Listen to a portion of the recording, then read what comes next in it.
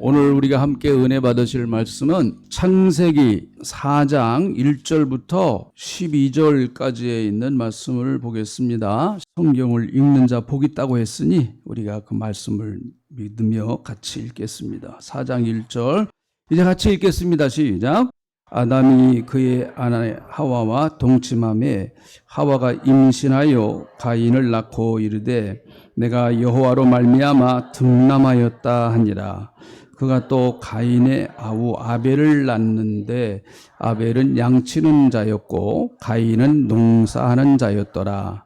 세월이 지난 후에 가인은 땅의 소산으로 제물을 삼아 여호와께 드렸고 아벨은 자기도 양의 첫새끼와 그 기름으로 드렸더니 여호와께서 아벨과 그의 제물은 받으셨으나 가인과 그의 제물은 받지 아니하신지라. 가인이 몹시 분하여 안색이 변하니 여호와께서 가인에게 이르시되 내가 분하여 함은 어찌 됨이며 안색이 변함은 어찌 됨이냐. 내가 선을 행하면 어찌 낯을 들지 못하겠느냐. 선을 행하지 아니하면 죄가 문에 엎드려 있느니라. 죄가 나를 원하나 너는 죄를 다스릴지니라. 가인이 그의 아우 아벨에게 말하고 그들이 들에 있을 때에 가인이 그의 아우 아벨을 쳐 죽이니라. 여호와께서 가인에게 이르시되 내 아우 아벨이 어디 있느냐. 그가 이르되 내가 알지 못하나이다. 내가 내 아우를 지키는 자니까. 이르시되 내가 무엇을 하였느냐. 내 아우의 핏소리가 땅에서부터 내게 호소하느니라. 땅이 그 입을 벌려 내 손에서부터 내 아우의 피를 받았은즉 내가 땅에서 저주를 받으리니 내가 밭을 갈아도 땅이 다시는 그 효력을 내게 주지 아니할 것이요 너는 땅에서 피하며 유리하는 자가 되리라. 아멘. 신앙생활하는 데 있어서 무엇보다도 가장 최우선되는 일은 예배다. 그렇게 여러분들에게 누차 강조를 했습니다. 그것이 성경적인 이제 원리이기 때문에 그렇습니다. 창세기를 보면 1장은 우리가 잘 아는 대로 하나님이 태초에 천지를 창조하셨다라고 이렇게 말씀하고 계시죠. 그래서 1장은 창조장이다 그렇게 말합니다. 또 2장 또 역시 마찬가지죠. 인간을 창조하시고 하와를 만드셔서 가정을 두신 하나님. 역시 창조에 관한 이야기죠. 그런데 이제 3장에서 인간이 선악과를 따먹고 타락을 하는 인간 타락의 장입니다. 그래서 인간이 어떻게 타락했는가 하는 모습을 보여주는 것이 창세기 3장이죠. 자, 오늘 우리가 읽은 이 본문 말씀은 창세기 4장입니다. 창세기 4장에서 인간이 타락한 이후에 하나님이 인간에게 어떤 말씀을 주실까 하나님도 고민이 좀 되셨을 거예요. 왜 그런가 하면 이 타락한 인간에게 도대체 어떤 말씀을 주셔야 인간이 타락을 회복하고 그리고 하나님과의 관계를 다시 회복할 것인가 하는 그 하나님도 깊은 생각을 하셨던 것 같아요. 그래서 하나님께서 성경에 하나님이 수많은 이야기들 가운데 4장 1절부터 쭉 읽어보면 제사에 관한 문제, 지금으로 말하면 이제 예배죠. 구약시대에는 제사고 지금은 예배죠. 예배에 관한 문제를 전면에 등장을 시키고 있습니다. 그래서 인간이 맞닥뜨린 최초의 문제는 성경을 말합니다. 성경 4장에서 최초의 문제는 하나님 앞에 제사 드리는 문제입니다. 예배 드리는 문제예요. 그만큼 예배가 회복되지 아니하면 하나님과의 관계는 회복되기가 정말 힘들다라고 하는 것을 하나님이 너무 잘 아셨기 때문에 그런 것 아니겠습니까? 하나님과 인간 사이에 그 문제를 해결할 수 있는 아주 가장 중요한 문제, 그것이 예배의 문제다라는 것이죠. 예배를 통해서 하나님은 저와 여러분과 관계를 회복하시기를 원하십니다.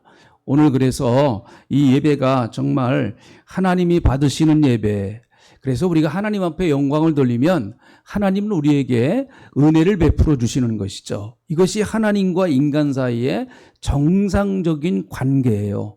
우리는 하나님 앞에 영광 돌리고 하나님은 우리에게 은혜를 베풀어 주시고, 이 관계가, 이 시스템이 잘 돌아갈 때 인간은 행복한 삶을 살 수가 있게 됩니다. 이것이 하나님이 인간을 창조하실 때의 창조의 설계도예요. 설계도.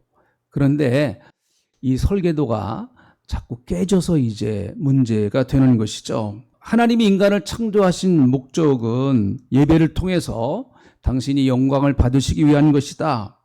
그 예배를 통해서 교제를 적극적으로 하나님은 하고 싶으시다. 그래서 여러분 이 시간에 하나님이 우리와 교제하고 싶으신 거예요. 하나님이 이 시간에 우리와 만나고 싶으신 거예요. 예배 시간요. 예배는 신학적인 이렇게 예배하기 위해서 여러 가지 정의도 많지만 하나님 만나는 시간이다. 그게 이렇게 딱 여러분이 마음속에 새겨 놓으시면, 예배는 하나님 만나는 시간이구나, 이렇게 이해하시면 가장 좋을 것 같아요. 따라합시다. 예배는 하나님을 만나는 시간이다. 자, 여러분 오늘 꼭 하나님의 은혜 가운데 하나님을 만나는, 말씀 가운데 은혜 가운데 하나님을 만나는 복된 시간 되시기를 축복합니다. 하나님은 인간을 통해서 영광 받으시기 위해서, 그래서 이 예배가 하나님 앞에 최고의 영광을 돌리는 아주 소중한 시간이죠. 이사야서 43장 7절에 있는 말씀을 한번 같이 보겠습니다. 인간 창조의 목적을 아주 한마디로 딱 요약한 말씀이에요. 하나님이 저와 여러분을 왜 이 땅에서 살게 하시는가? 이 목적 때문이다라는 거예요. 자, 같이 한번 읽어봅니다. 시작. 내 이름으로 불려지는 모든 자, 곧 내가 내 영광을 위하여 창조한 자를 오게 하라. 내가 그를 지었고 그를 내가 만들었느니라. 여러분과 저를 누가 만드셨어요? 하나님이 만드셨어요. 하나님이 지으셨습니다. 근데 왜 지으셨을까? 그것은 하나님의 영광을 위해서 창조되었다, 이렇게 말씀하고 계시는 것이죠. 어떤 물건이든 다 만든 사람은 그 만든 목적이 있습니다. 이 마이크도 만든 목적이 있죠. 또 이 컵도 만든 목적이 있죠. 다 만든 목적이 있습니다. 하물며 여러분, 하나님께서 인간을 창조하신 목적이 없으실까요? 그렇지 않죠. 그래서 여러분과 저를 하나님이 이 땅에 보내신 반드시 목적이 있습니다. 목적이 있는 삶은 참 귀한 삶이죠. 목적이 있는 삶은 허무하지 않습니다. 왜요? 내가 그 목표를 향해서 계속 나가야 되기 때문에 그런 것입니다. 그래서 예수 믿는 사람들의 인생은 결코 허무하지 않다. 할렐루야. 나이와 상관없고 학벌과 상관없고 내 세상의 지위와 상관없고, 그리고 내 재산 유무 상태와 전혀 관계없이 예수 믿는 사람의 삶은 결코 허무하지 않다. 왜요? 우리는 하나님 앞에 해야 할 일이 있기 때문에. 할렐루야. 하나님이 우리를 분명히 목적을 가지고 이 땅에 창조해 주셨기 때문에 그런 것이죠. 하나님은 예배를 통해서 우리의 삶의 상당히 많은 부분 회복시키십니다. 그래서 예배를, 정말 살아있는 예배를 한번 잘 드리면 일주일의 피곤이 싹 풀려버리고요. 또 우리의 삶에 방황하던 문제가 해결되고요. 그리고 또 내가 그토록 하나님 앞에 기도하던 그 기도의 제목이 예배 시간을 통해서 응답되어지는 경우도 많습니다. 그래서 예배는 우리를 회복시키는 시간이에요. 하나님이 회복시키시죠. 우리 자신이 회복시키는 게 아니고 하나님이 회복시키시는 거예요. 우리가 찬양을 할 때 기쁘잖아요. 또 기도를 할 때 경건하지 않습니까? 그래도 우리가 살면서 여러분, 우리 마음이 기도할 때처럼, 교회에서 평소에 잘 기도를 못하더라도 교회에 와서 그래도 기도할 때는 우리의 마음이 경건해집니다. 그렇죠? 그냥 가슴에 이런 걸 품고 있다가도 그래도 기도 시간만큼은 마음이 차분해지고, 찬양 들을 때는 그래도 마음이 안정이 되고 그러는 것이죠. 사실 하나님께서 예배를 통해서 우리의 삶을 상당 부분 많이 회복시키세요. 그래서 오늘 여러분, 꼭 예배 시간에 하나님의 은혜를 받으시고 여러분의 삶이 회복되어지는 역사가 있기를 축원합니다. 정신적으로도 방황하시던 분들, 그런 분들도 회복되고, 또 그리고 삶이 참 여러 가지 문제가 복잡해서 어려움 당하는 분, 이 가인도 나중에 마찬가지. 가인이 여러분 예배를 실패한 궁극적인 결과가 뭐냐? 12절에 있는 말씀을 보세요. 12절, 11절부터 있는 말씀을 보세요. 11절, 12절. 예배를 실패한 가인의 이 삶의 모습이에요. 이게 참 어떻게 보면 가슴이 아픈 거죠. 11절, 12절 다시 한번 읽어볼까요? 같이 읽어봅니다. 시작. 땅이 그 입을 벌려 내 손에서부터 내 아우의 피를 받았은즉 내가 땅에서 저주를 받으리니 내가 밭을 갈아도 땅이 다시는 그 효력을 내게 주지 아니할 것이요 너는 땅에서 피하여 유리하는 자가 되리라. 네, 이게 예배에 실패한 가인의 비참한 삶의 결과입니다. 그러므로 여러분, 우리는 하나님 앞에 이렇게 예배를 드리는 참 귀한 축복을 받았잖아요. 이렇게 하나님 앞에 모여서 자유롭게 예배를 드릴 수 있는 특별한 은혜를 우리가 받았습니다. 예배 드리러 오셨으니까 우리가 이 시간만큼이라도 좀 세상 걱정, 근심 다 좀 뒤로 미루시고, 여러 가지 복잡한 문제들을 다 우리가 갖고 있습니다. 저도 그런 문제가 있죠. 그래서 저도 예배 시간에 그런 거에 붙들리지 않으려고 아주 단단히 마음을 먹습니다. 성령님, 제 생각을 사로잡아 주세요. 제가 그런 데 붙들리지 않도록 오직 하나님 이 시간에는 하나님께만 제가 집중할 수 있도록 해주세요 하면서 생각을 고쳐먹고 그러는데, 참 사탄이요 예배 시간에 우리의 생각으로 자꾸 침투해 들어옵니다. 그래서 우리 생각을 복잡하게 만들고, 그래서 찬양을 하는데도 그냥 입으로만 찬양하고, 또 그리고 말씀을 듣는데도 아무 생각 없이 그냥 말씀을 듣고, 이제 그렇게 되기가 쉽습니다. 오늘 이 시간에 여러분, 우리가 예배는 하나님이 나를 회복시키시는 시간이라고 말씀하셨으니 여러분, 하나님 뜨겁게 만날 수 있는 시간 되시기를 축원합니다. 하나님께 우리 집중하시기를 축원합니다.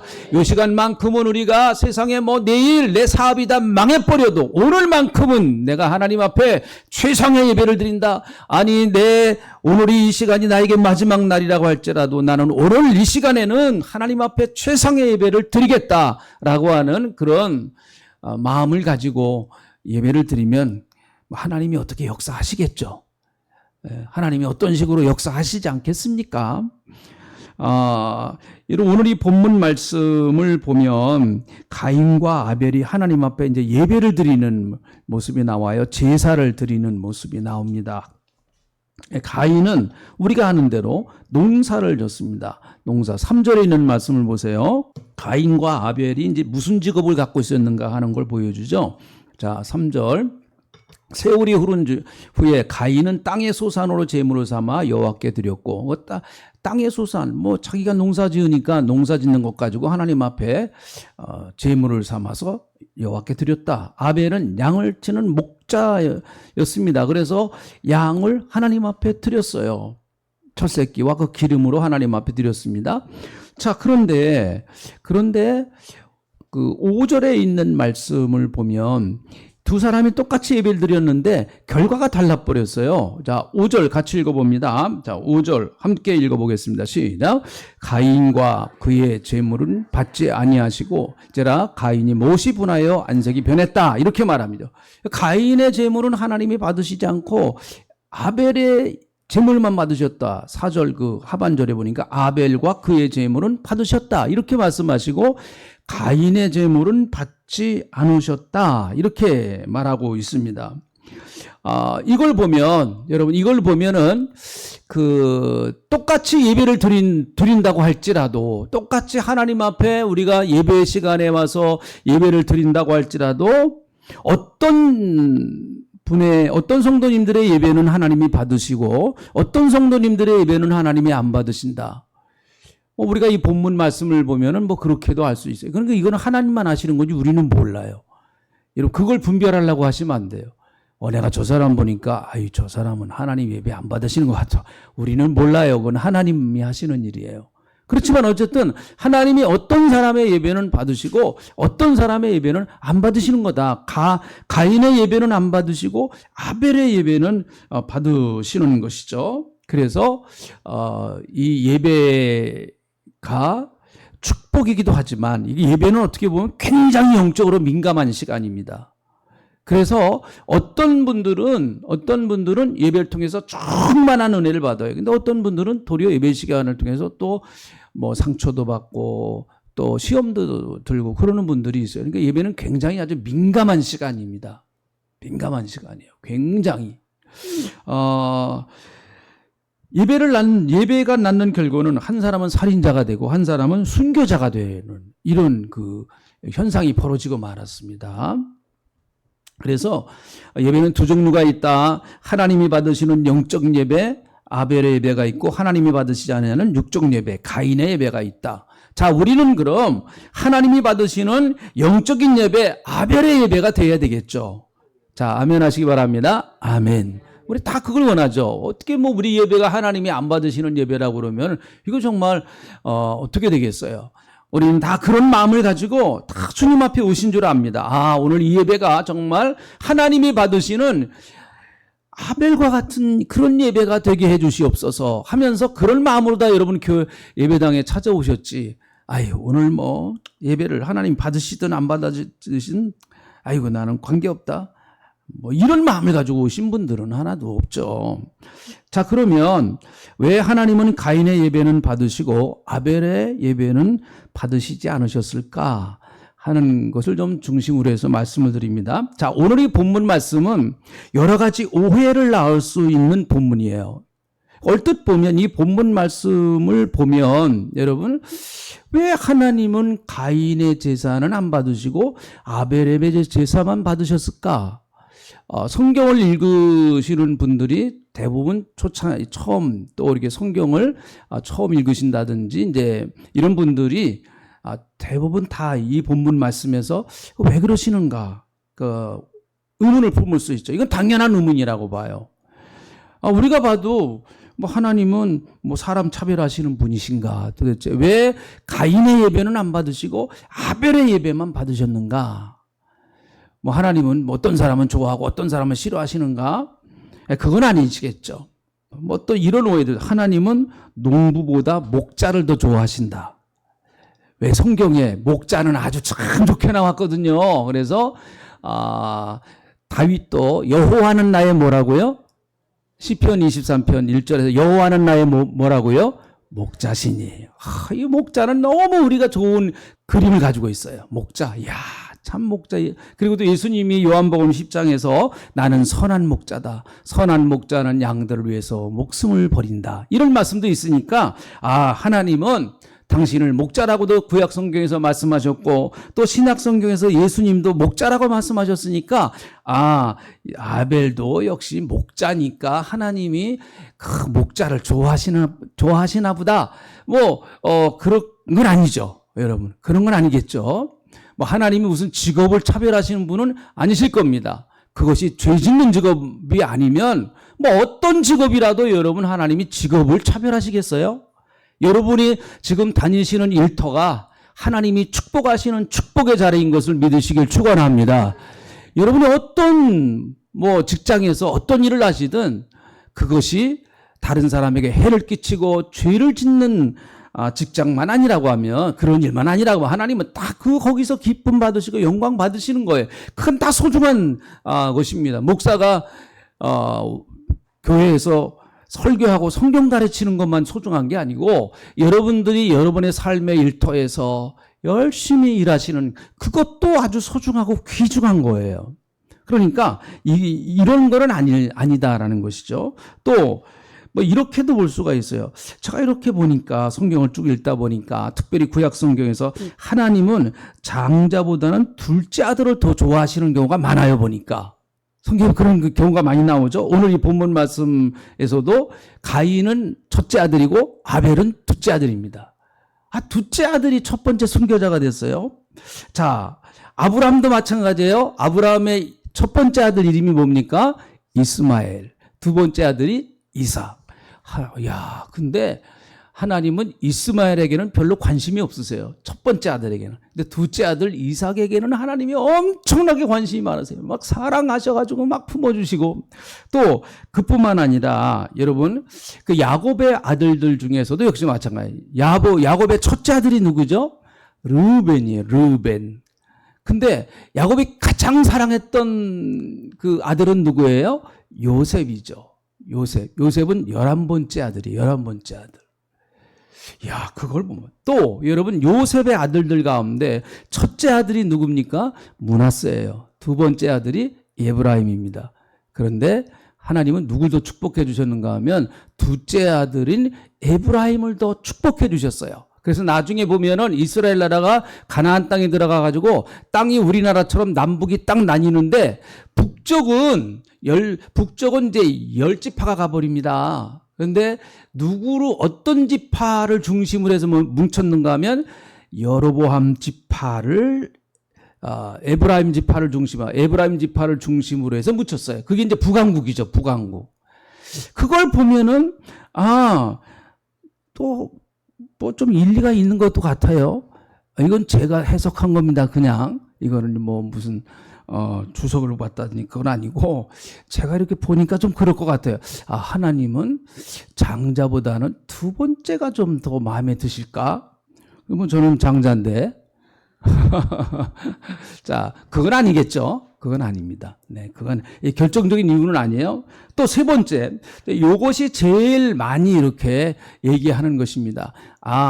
첫 번째 가인은 땅의 소산으로 드렸고 아벨은 양으로 드렸기 때문에 그 양의 피가 흘려져서 하나님 앞에 그 피 있는 제사기 때문에 하나님이 받으셨다. 그런 해석이 많아요. 근데 그 해석은 상당히 맞는 해석입니다. 굉장히 그 구속사적인 전반적인 의미에서 보면 그건 참 맞는 해석이에요. 근데 오늘 이 본문 말씀만 가지고 딱 보면 아직 이 시기에는 제사법도 없었고 하나님이 어떻게 제사를 드리라고 하는 어떤 구체적인 명령이 없었던 때였었거든요. 또 나중에도 말씀드리겠습니다만은 그뿐만 아니라 하나님께서 구약 성경에서 레위기 1장부터 5장까지 제사법을 말씀하시는데 5가지 제사가 나오잖아요. 그런데 번제나 또 속번제나 속죄제나 화목제는 다 양의 피로 드립니다. 양이나 염소의 피가 있어 드리는데 그러나 두 번째 제사 2장에 나오는 두 번째 제사는 소제예요. 소제는 뭘 갖고 드리는가 하면 농사 지은 것을 가지고 드리는 거예요. 그러니까 가인이 농사 지은 것을 가지고 제물로 드렸기 때문에 하나님이 제물이 문제가 있어서 안 받으신다? 꼭 그것만은 아니에요. 여러분, 나중에도 한번 좀 이 말씀 드리겠습니다. 하나님은 5가지 제사법 중에서 반드시 드려야 할 제사가 있어요. 그것이 속죄제입니다. 죄를 속하는 속죄제예요. 이건 반드시 드려야 됩니다. 그리고 속번제는 보상을 위한 제. 이건 반드시 드려야 되는 거예요. 그런데 속죄제를 드릴 때 정말 가난한 사람이에요. 양도 없어요. 소도 없어요. 염소도 없어요. 진짜 가난한 사람들. 요즘으로 말하면 녹수자 같은 사람들. 전혀 정말 재산이 없고 이런 사람들. 비둘기마저도 없는 사람들. 그 사람들에게는 하나님께서 곡식을 가지고 드려도 그것을 속죄제로 인정을 해 주셨어요. 여러분, 속죄제라고 하는 것 자체는 반드시 피가 들어가야 됩니다. 피가 아니면은 피가 죄를 사한다고 그러는데 그래서 반드시 속죄제는 드려야 돼요. 다시 말하면 죄 지은 사람은 반드시 그 죄를 해결해야 된다라고 하는 그런 얘기예요. 그런데 그 해결되는 것이 양의 피라든지 염소의 피라든지 아니면 좀 부자들은 소의 피를 가지고 피가 제단에 뿌려져야만 그 죄가 속해지는데 너무너무 가난한 사람들 아무것도 없어요. 정말 빈터털이에요. 재산이 아무것도 없습니다. 그런 사람들이 죄를 져서 속죄제를 드리려고 하는데 어디서 돈이 있어서 양을 삽니까?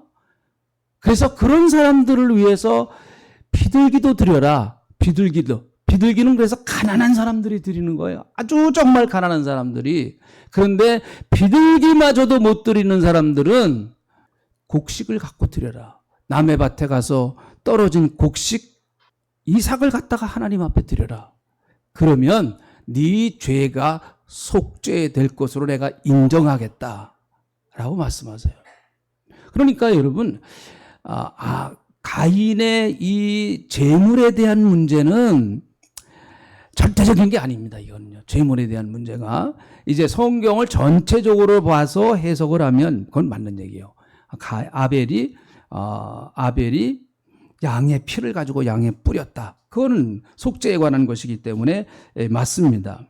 그런데 여러분, 성경은 이 문제를 어떻게 다루고 있는가 하면 아벨의 제사와 가인의 제사가 뭐가 차이가 나느냐? 성경은 이 문제를 어떻게 다루고 있느냐? 히브리서 11장 4절에 있는 말씀을 보겠습니다. 자, 히브리서 11장 4절에 있는 말씀 같이 보겠습니다. 자, 함께 읽어보겠습니다. 같이 읽어봅니다. 시작.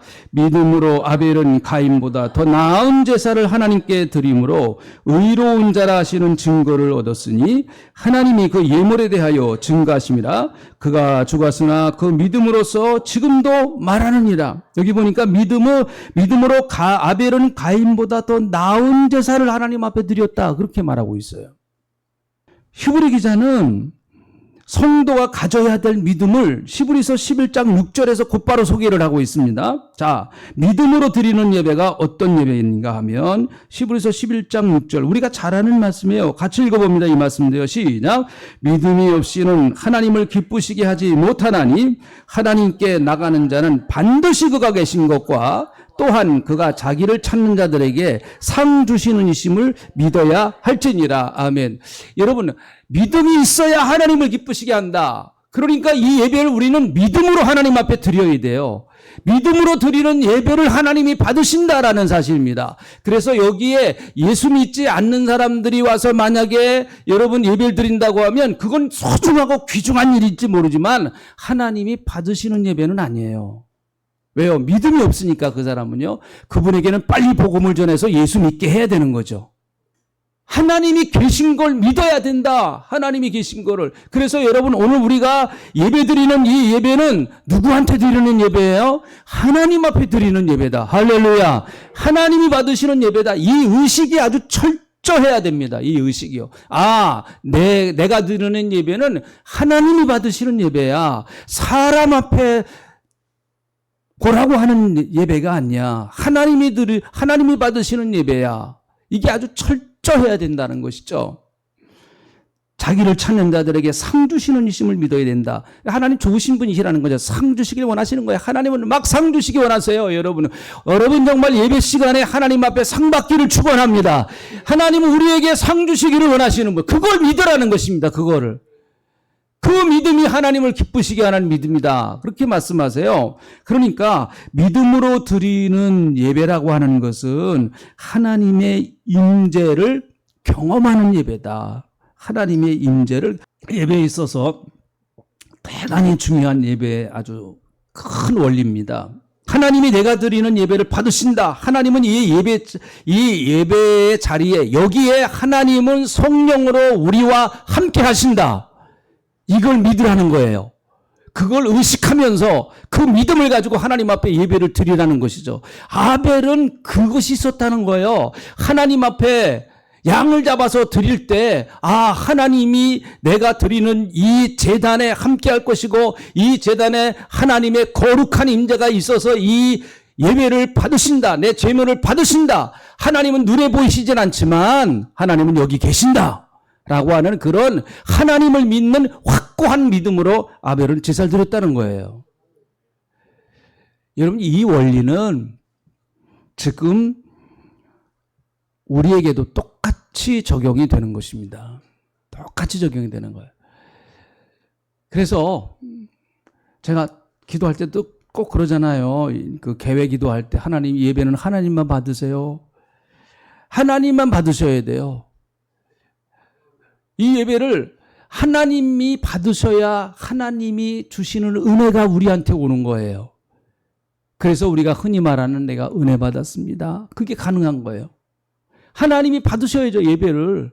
하나님이 안 받으시는 예배가 그 무슨 소용이 있습니까? 그건 그냥 우리들끼리 쇼하고 가는 거예요. 우리들끼리 쇼하고 가는 거예요. 그냥 우리들끼리 하나 종교 의식을 가지고 오늘도 기독교라고 하는 종교 의식에 내가 참여했다 가는구나. 그거죠. 그 예배가 아니죠. 하나님이 받으시는 예배, 하나님이 이 가운데 계셔서 하나님이 우리와 함께 하셔서 우리의 찬양을 받으시고 우리의 기도를 들으시고 제가 설교하는 것도 하나님이 듣고 계시는 거예요. 저 이 목사 설교 제대로 똑바로 하나죠. 그래서 여러분 하나님이 받으시는 그 성령의 임재, 하나님께서 성령으로 임재하시는 그 임재를 경험할 때 그때서야 비로소 우리의 영이 열리기 시작합니다. 그래서 다윗처럼 여러분, 다윗이 법궤가 예루살렘에 들어올 때 여러분 그 왕임에도 불구하고 막 춤을 추면서 법궤를 맞이했다고 그러지 않습니까? 그래서 다윗은 춤추고 노래하면서 하나님 앞에 자기가 예배 드린 거예요. 혼자서 예배 드린 거예요. 그냥 다른 사람이 어떻게 하든 뭐 상관없이 자기는 너무너무 기쁘고 즐거워서 하나님이 임재하시니까. 법궤라고 하는 것은 단순히 사각액자처럼 그런 게 아니잖아요. 그 가운데 하나님의 거룩한 임재가 있다. 하나님의 임재하심이 예루살렘에 들어오니까 그는 너무너무 기뻐서 하나님 앞에 춤을 추고 노래하면서 찬양을 했어요. 그거 아무도 이해 못했어요. 그의 부인까지도 이해를 못했습니다. 미갈 있잖아요. 그래서 왕이 주책맞게 왜 저 짓이야 도대체. 나중에 자기 남편이 왕에게 그렇게 얘기를 하잖아요. 당신 말이야 도대체 왕의 채통을 좀 세우지 뭐 하는 짓이냐고. 다윗이 나는 하나님 앞에 했다는 거죠. 하나님 앞에. 선교사님들 얘기 들어보고 그러면은 이렇게 선교사님들이 그 선교 현장에서 뭐 아프리카라든지 또 이렇게 동남아시아 쪽에 선교하시는 분들 예배가 굉장히 동적이에요. 동적. 굉장히 예배가 아주 활기가 있어요. 어떻게 보면 세계에서 가장 예배 드리는데 거룩성을 제일 강조하는 예배가 아마 한국 예배인 것 같아요. 한국교회 예배인 것 같아요. 한국 예배는 굉장히 거룩성이 강조가 많이 돼요. 이건 나쁜 게 아니에요. 뭐 이거 좋은 거죠. 예배 시간에 우리 거룩하게 하나님 앞에 온전히. 그런데 이 거룩함이라고 하는 것이 예배의 역동성을 너무 눌러버리면 안 된다라는 것이죠. 너무 눌러버리면. 그래서 만약에 오늘 우리가 여기서 어떤 분이 다윗처럼 나와가지고 막 춤을 추면은 또 저 짓이네, 또 저 짓이야 하면서 그럴 거 아니겠습니까? 근데 1년에 한두 번이면 놔두세요, 그냥. 1년에 한두 번이겠다. 매주 그렇게 되면 좀 문제지만은 1년에 한두 번 정도면 자기만 너무 좋아서 그러는 걸 뭐 어떻게 해요, 그거. 너무. 그래서 자꾸 이제 천주교가 거룩성이 강하잖아요. 너무 좀 그쪽으로 흘러가는 것 같은 그런 느낌도 받는데 여러분 그래서 하나님의 임재를 경험하면 때로는 철저하게 회개하고 눈물도 흘리죠. 왜? 거룩하신 하나님 앞에 자기가 서니까 가슴을 찢어가면서 회개합니다. 이사야가 성전에 들어갔을 때 우리가 아는 대로 나는 망하였도다. 나는 입술이 부정한 사람이다. 오 하나님 나는 망한 사람입니다. 나는 이제 하나님 앞에 심판받아서 영원히 죽을 수밖에 없는 그런 사람입니다. 내 입술이 너무너무 부정해요. 내 입술로 너무나 내가 죄를 많이 졌습니다. 하나님 나는 부정한 사람이에요. 하나님의 거룩함 앞에 거룩하다 그 수랍 천사들이 하나님 앞에 하나님의 거룩함을 찬양하는 그 앞에 섰을 때 이사야는 자기의 죄악된 모습을 보았어요. 자기를 보았습니다. 그래서 예배는 자기 보는 시간이에요. 나를 보는 시간이에요. 하나님 앞에서 나를 보는 시간이 예배 시간입니다. 하나님 앞에서 나를 봐야 나를 고치죠. 내가 뭔가 잘못한 것이 있으면 나를 고치고 그리고 하나님이 나를 축복하신 것이 있으면 감사하고. 이스라엘 민족이 영적으로 타락할 때 타락한 증거가 몇 가지입니다. 그 가운데 하나가 당연히 영적으로 타락하면 그들의 예배가 타락하기를 시작했습니다. 그래서 예배가 죽은 예배를 그들은 끊임없이 하나님 앞에 드립니다. 하나님 앞에 연락이 안 되는 죽은 예배만 계속해서 드리는 거예요. 그래서 이사야가 이게 너무 가슴이 아파가지고요. 이사야서 1장 11절 쭉 이후에 쭉 읽어보면 그 내용이 나오는데 제가 12절까지만 이렇게 성경 말씀을 좀 보는데 같이 한번 읽어봅니다. 자, 이게 그 당시에 이사야가 살고 있던 당시의 영적인 예배의 모습이에요. 그러니까 이사야가 이렇게 얘기할 수 있었던 것은 자기가 이사야서 6장에서 거룩하신 하나님 앞에 들어가서 하나님의 거룩하신 임재를 생생하게 경험하고 나니까 이스라엘 백성들의 예배가 가짜가 너무 많은 거예요. 엉터리가 너무 많은 거예요. 예배가. 위선적인 예배가 너무 많은 거예요. 자기가 볼 때. 그래서 그는 이사야서 1장에서 이렇게 말하고 있습니다. 1장 11절부터 12절. 자, 한번 같이 읽어봅니다. 시작. 여호와께서 말씀하시되 너희의 무수한 재물이 내게 무엇이 유익하뇨?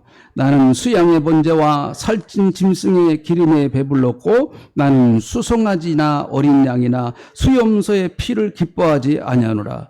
너희가 내 앞에 보이러 오니 이것을 누가 너희에게 요구하였느냐? 내 마당만 밟을 뿐이니라. 마당만 밟고 간다는 거죠.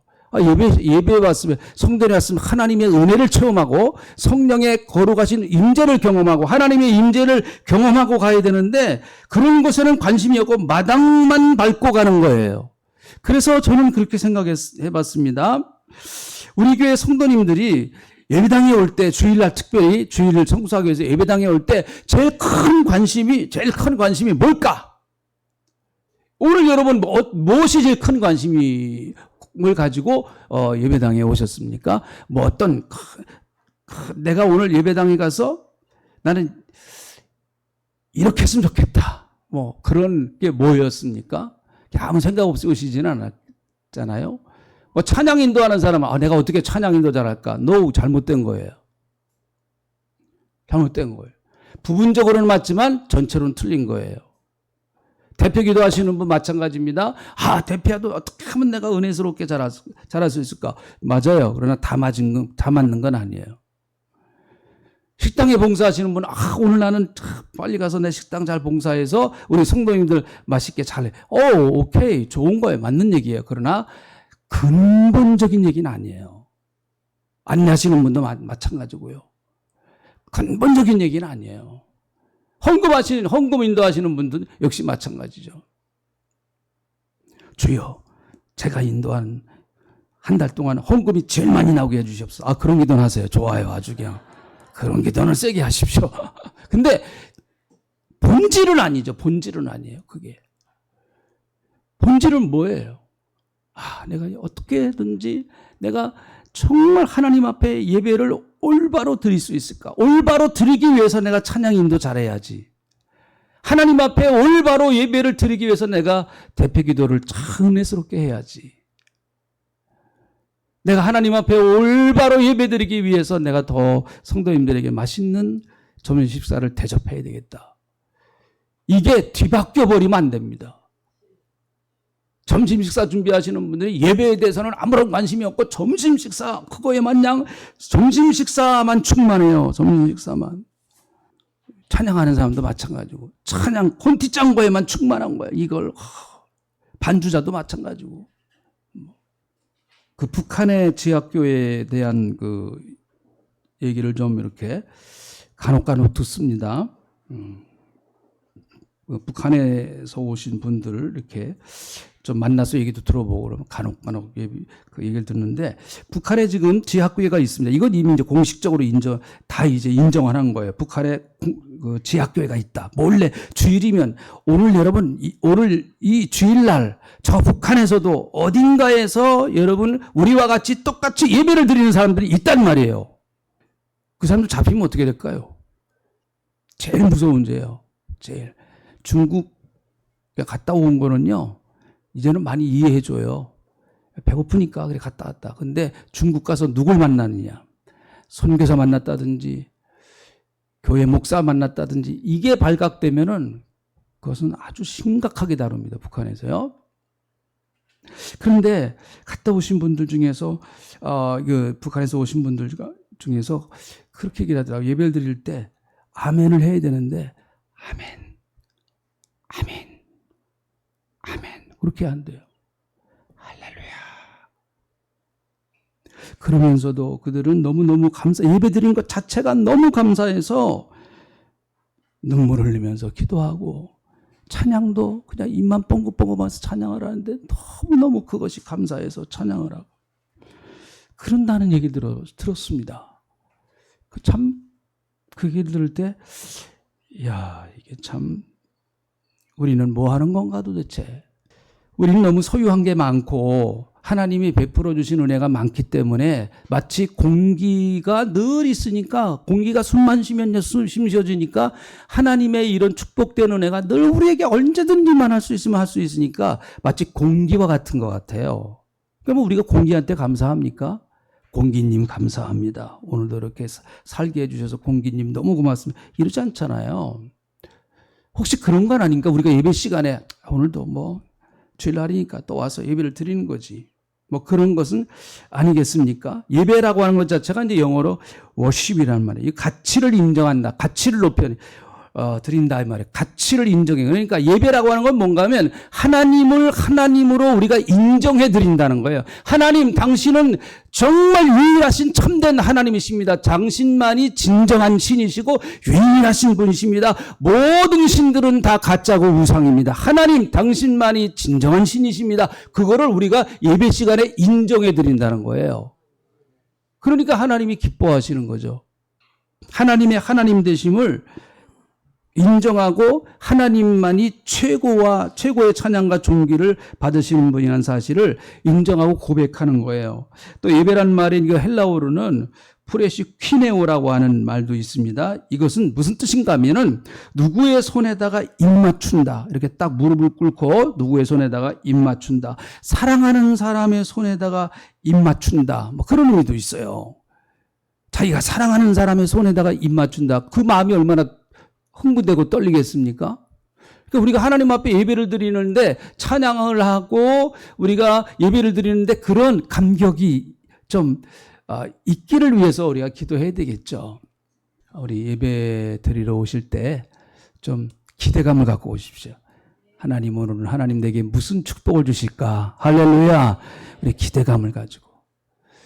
그래서 하나님을 만나면 인생이 변화되고 하나님을 만나면 내 운명이 달라지고 하나님을 만나면 내 삶이 어떻게 전개될지 그것은 아무도 모르는 거예요. 하나님이 내게 어떻게 역사하실지 그건 아무도 모르는 거예요.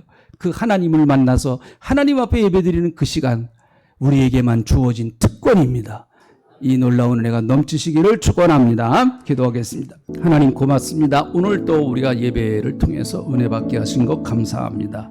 정말 우리의 예배가 아벨의 예배와 같이 오직 하나님께 영광을 돌리는 그런 살아있는 참된 예배가 될 수 있도록 하나님께서 역사하여 주시옵소서. 고맙습니다. 영광 받으시고 충만하게 하시옵소서. 예배드릴 때마다 성령의 임재하심, 그 임재하심 가운데 들어가 하나님의 거룩하심을 체험하고 그 앞에서 기뻐하며 때로는 그 앞에서 눈물을 흘리고 죄를 고백하고 그리고 우리의 심령이 새로워지고 우리의 삶이 하나님의 축복하시는 삶으로 변화될 수 있도록 하나님이 역사하시고 이끌어 주시옵소서.